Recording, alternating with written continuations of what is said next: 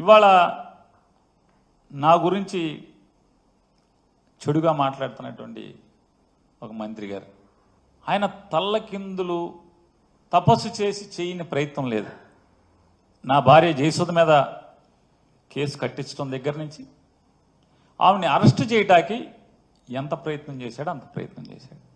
కానీ ఏ మాటకు ఆ మాట దీంట్లో చెప్పుకుని తీరాలి. చంద్రబాబు నాయుడు గారు మాత్రం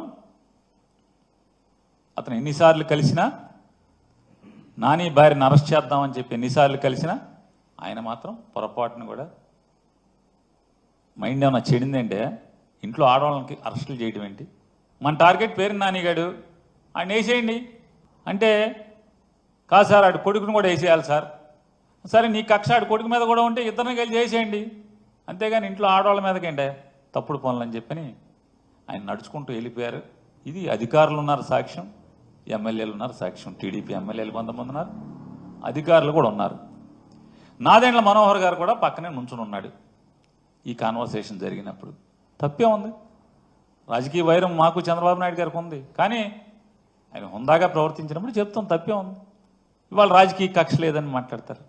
రాజకీయ కక్ష లేకపోతే సరాసరి మేనేజర్ మీద, నా మీద ఇప్పుడు జరిగే ప్రయత్నం అదే కదా. రేపో ఎల్లుండో, ఎందుకంటే 2వ తారీఖు స్క్వాష్ ఏదో వేసినట్టున్నారు మేనేజర్ ఇంట్లో వాళ్ళందరూ. 2వ తారీఖు ఏదో వాయిదా పడినట్టు ఉంది. 2వ తారీఖు లోపు ఎక్కడన్నా గాలించి ఆ మేనేజర్ని తీసుకొచ్చి అతనితో బలవంతంగా 4 పీకో 10 పీకో తెలకాయితల మీద సంతకాలు పెట్టించి నా పేరు రాసుకుని నన్ను అరెస్ట్ చేయడమే కదా ఇక మిగిలి ఉన్నది.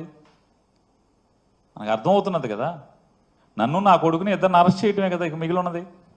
కానీ ఇంట్లో ఆడవాళ్ళ జోలికి వెళ్తాం ఎంతవరకు అని అడుగుతున్నాను నేను.